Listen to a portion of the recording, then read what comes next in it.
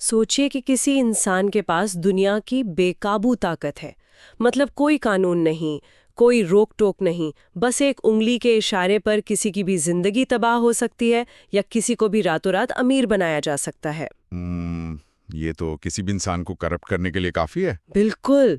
इतिहास गवाह है कि जब इंसानों को ऐसी असीमित सत्ता मिली तो उसके परिणाम कितने खौफनाक रहे। जैसे रोम के सम्राट कैलिगुला और नीरो का ही उदाहरण ले लीजिए। हाँ, वो तो सचमुच के हैवान बन गए थे असीमित शक्ति पाकर। है ना।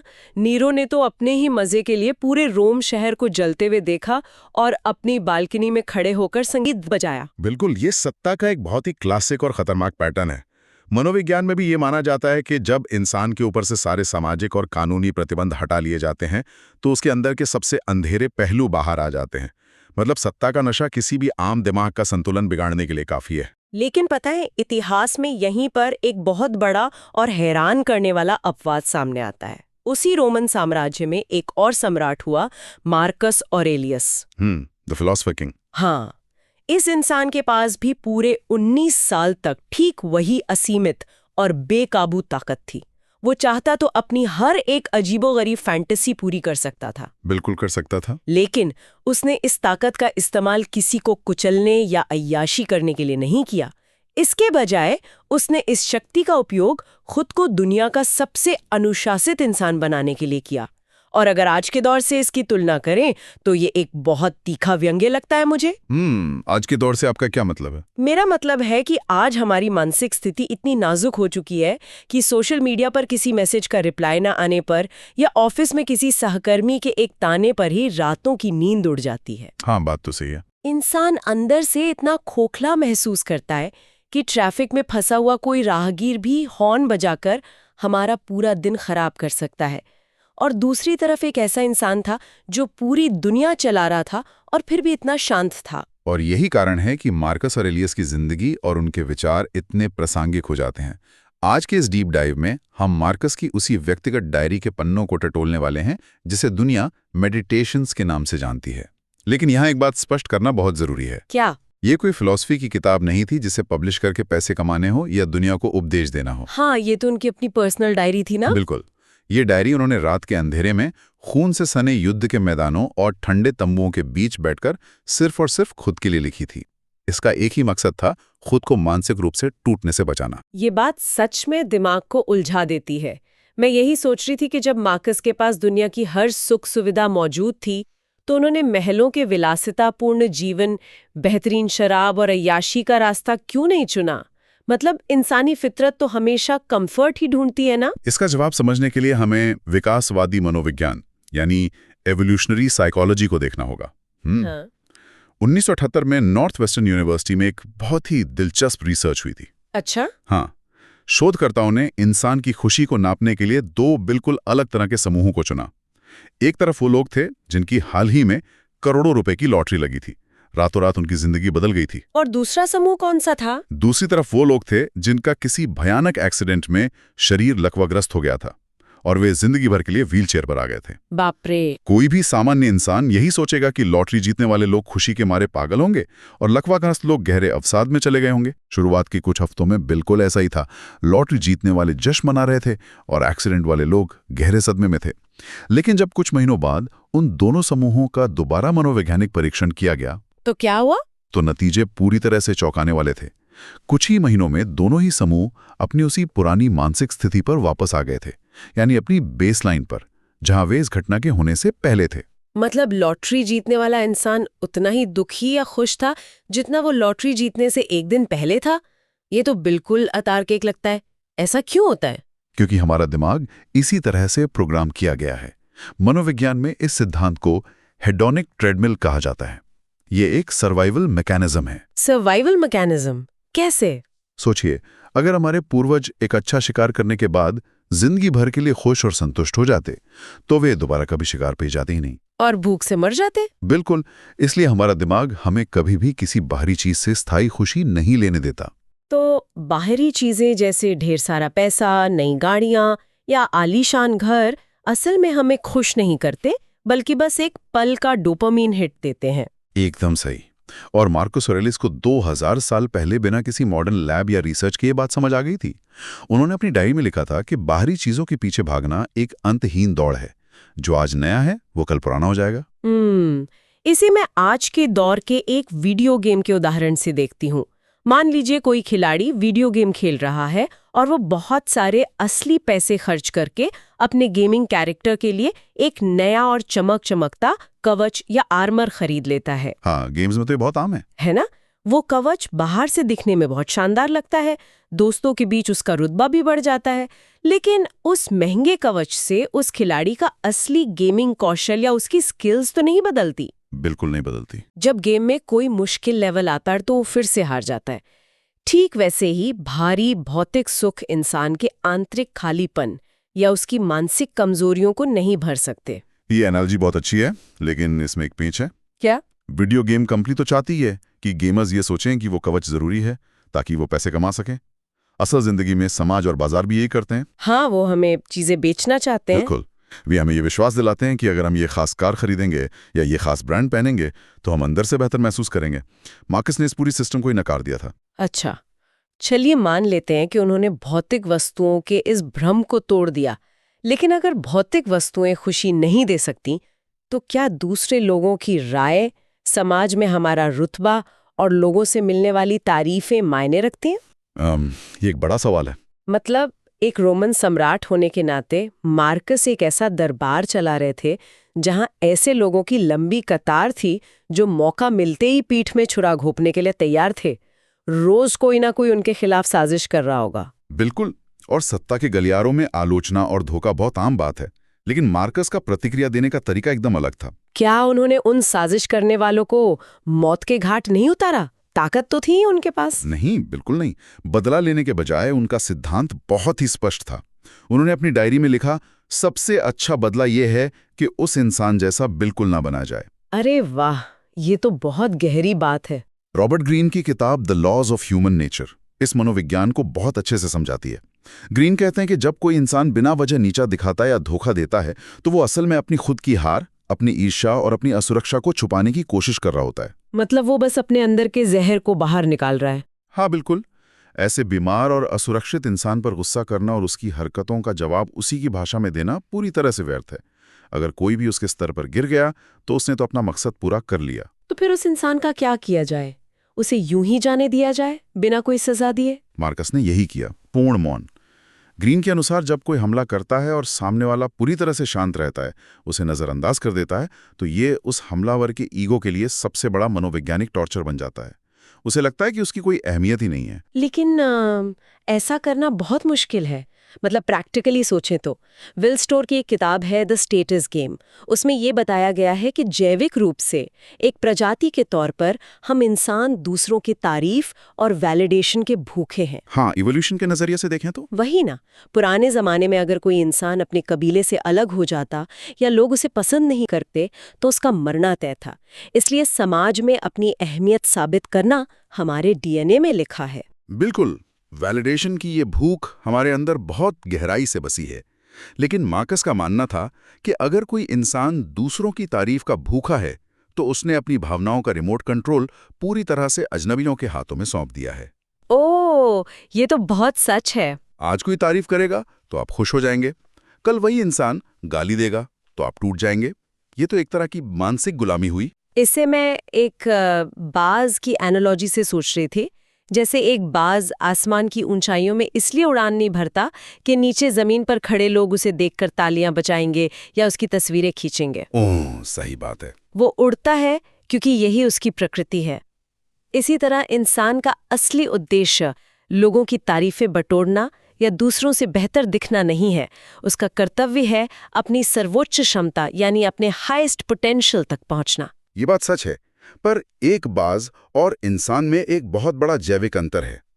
बाज को समाज की जरूरत नहीं है, लेकिन इंसानी दिमाग इस तरह से विकसित हुआ है कि उसे झुंड का हिस्सा रहना है। हाँ, हम तो सोशल एनिमल्स हैं। इसलिए लोगों की राय को नजरअंदाज करना हमारे डीएनए के खिलाफ जाना है। इसके लिए एक बहुत ही गहरी मानसिक ट्रेनिंग की जरूरत होती है।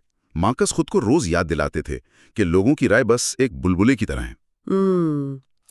यहाँ एक सवाल उठता है मेरे दिमाग में। हाँ, बताइए।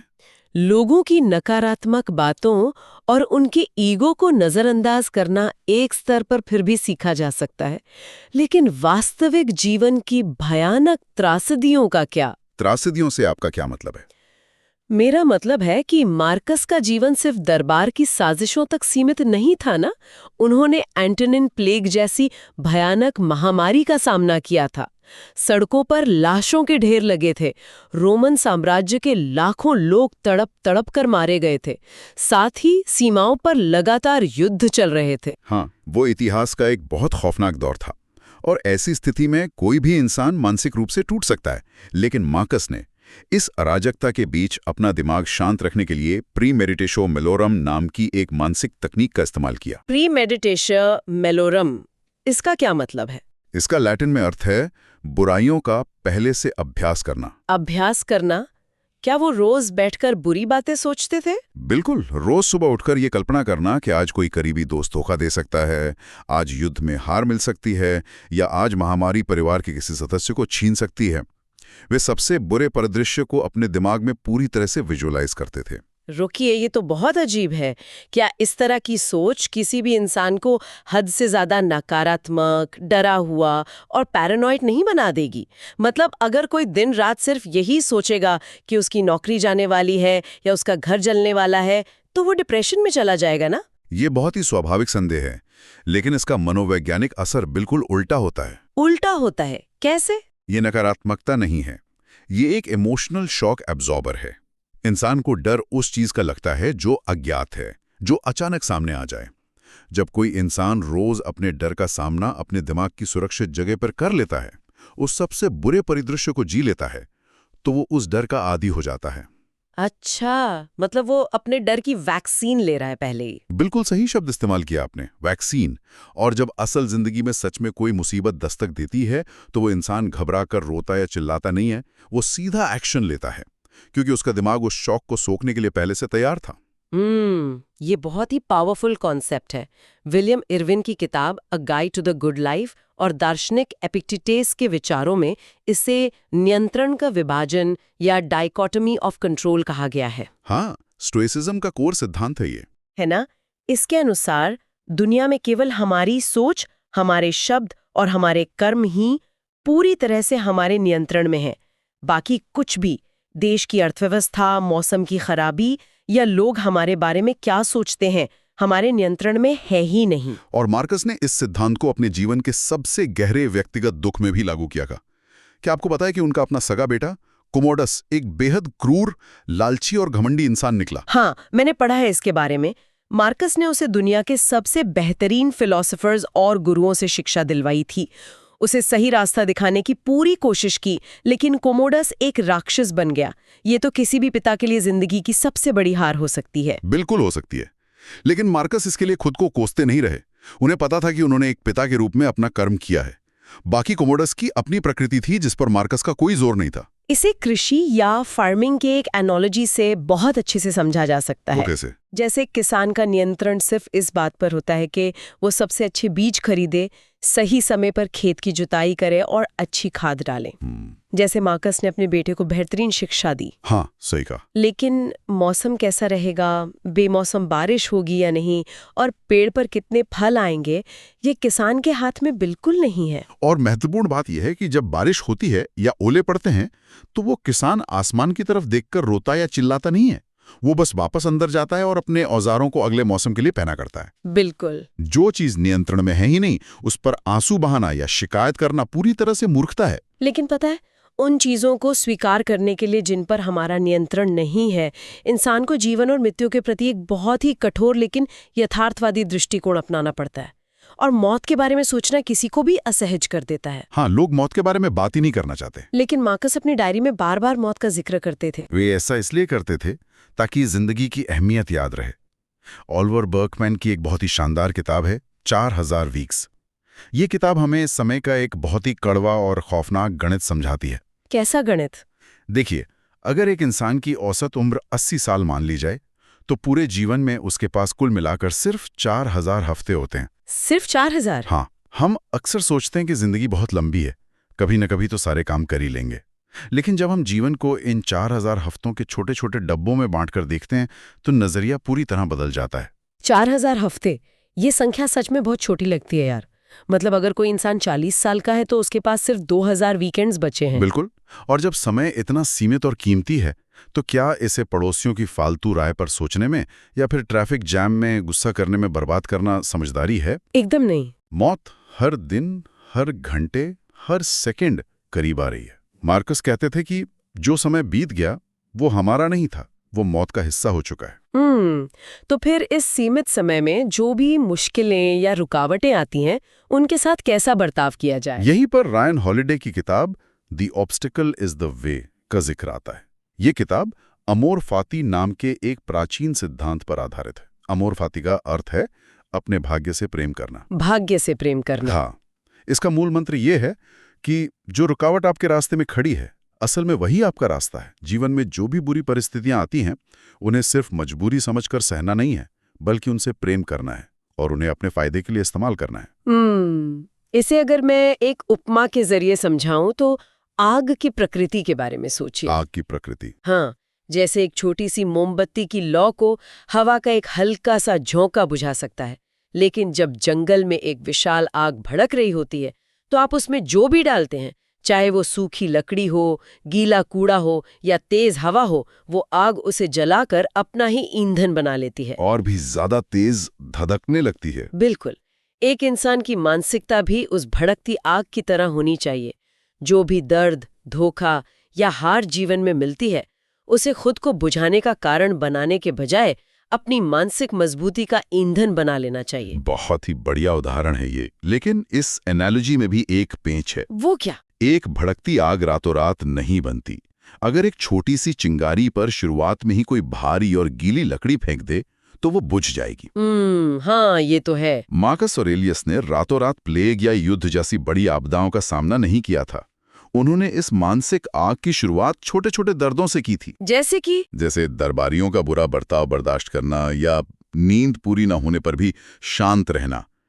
धीरे धीरे वो आग इतनी बड़ी हुई कि वो युद्ध और मौत को भी अपना ईंधन बना सके। ये एक बहुत ही शानदार नजरिया है। लेकिन एक सवाल जो अक्सर मेरे दिमाग में आता है वो ये है कि क्या ये 2000 साल पुरानी रोमन फिलॉसफी आज के इस आधुनिक और तकनीकी दुनिया में भी काम कर सकती है? बिल्कुल कर सकती है। क्या इतिहास में ऐसे और भी लोग हैं जिन्होंने इस सोच के दम पर कुछ बड़ा किया हो? बेशक। अमेरिकी नौसेना के एडमिरल जेम्स स्टॉकडेल का ही उदाहरण लें। वियतनाम युद्ध के दौरान उनका विमान मार गिराया गया था। उन्हें बंदी बना लिया गया और 7 साल तक एक छोटे से सेल में भयंकर शारीरिक और मानसिक टॉर्चर से गुजरना पड़ा। बाप रे, 7 साल! हाँ। या फिर नेल्सन मंडेला, जिन्होंने 27 साल एक छोटी सी जेल की कोठरी में बिताए। इन दोनों ही महान हस्तियों ने इसी स्टोइक फिलॉसफी के सिद्धांतों के दम पर खुद को अंदर से टूटने से बचाया। मतलब उन्होंने ये स्वीकार कर लिया था कि बाहर जो हो रहा है वो उनके हाथ में नहीं है। बिल्कुल। उन्होंने मान लिया था कि बाहर की परिस्थितियां उनके नियंत्रण में नहीं है, लेकिन उनके अंदर की गरिमा कोई नहीं छीन सकता। बिल्कुल। इसका सीधा सा मतलब ये है कि ये दर्शन भावनाओं से भागना या पत्थरदिल हो जाना नहीं सिखाता। ये हमें अपनी भावनाओं का मास्टर बनना सिखाता है। एकदम सही। अक्सर लोग सोचते हैं कि विफलता का मतलब है पैसा डूब जाना, नौकरी चली जाना या समाज में रुतबा कम हो जाना। लेकिन मार्कस की नज़र में असली विफलता तो अपनी नैतिक जिम्मेदारी से भाग जाना है। अपनी ही क्षमता से कमतर जीना और छोटी छोटी बातों से डर डर कर जीना असली हार है। हाँ, क्योंकि बाहरी दुनिया में चाहे कितनी भी बड़ी अराजकता क्यों ना हो, हमारा दिमाग ही हमारा असली और एकमात्र साम्राज्य है। बिल्कुल। और इंसान हर दिन शिकायत करता है कि उसके साथ बुरा हो रहा है, लेकिन वो ये भूल जाता है कि परिस्थितियां कैसी भी हों, उन पर प्रतिक्रिया देना यानी रिएक्ट करना हमेशा उसी की अपनी चॉइस होती है। बिल्कुल सही बात कही आपने। तो चलिए, अब जब हम आज के इस गहरे विश्लेषण के अंत में पहुंच रहे हैं, तो इस पूरी चर्चा का सार मैं एक विचारोत्तेजक सवाल के रूप में छोड़ना चाहती हूँ हम सब के लिए। बिल्कुल। मार्कस ऑरेलियस ने ये डायरी, जिसे आज पूरी दुनिया सम्मान के साथ पढ़ती है, सिर्फ अपने लिए लिखी थी, दुनिया को अपनी महानता दिखाने के लिए नहीं। जरा सोचिए, अगर आज किसी भी आम इंसान की सबसे गुप्त डायरी, जिसमें उसके सबसे गहरे विचार, उसकी ईर्ष्या, उसका गुस्सा, उसके डर और उसकी सारी शिकायतें बिना किसी फिल्टर के दर्ज हैं। हाँ, अगर वो सामने आ जाए वही, अगर वो डायरी अचानक पूरी दुनिया के सामने आ जाए, तो क्या वो डायरी उसे अपने ही दिमाग के एक शांत और मजबूत सम्राट की तरह दिखाएगी, या फिर एक ऐसे कमजोर इंसान की तरह जो अपनी ही बनाई गई मानसिक जेल में जीवन भर कैद रहा? ये तो सच में सोचने वाली बात है ना? सोचने की बात यही है कि हम बंद दरवाजों के पीछे खुद के सबसे अच्छे मार्गदर्शक हैं या खुद के ही सबसे बड़े दुश्मन।